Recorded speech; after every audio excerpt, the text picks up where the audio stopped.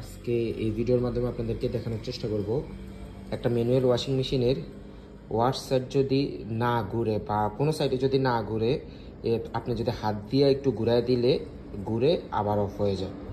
এরকম যদি সমস্যা হয় তাহলে কি সমস্যা হয় এবং সেটা কিভাবে সমাধান করবেন।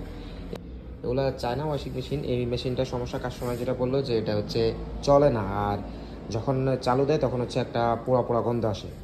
এটাতে যে দেখেন অতিরিক্ত কাপড় দেওয়ার কারণে, এই যে স্পিন সাইডটা অতিরিক্ত কাপড় দেওয়ার কারণে বাইরে এটা ভেঙে গেছে। তারপরে মেশিন চলে, এভাবে কাস্টমার চালাইতেছে। তো আমি এটা এসে যেটা দেখলাম সেটা হচ্ছে এই যে এটার হচ্ছে ক্যাপাসিটারটা খারাপ।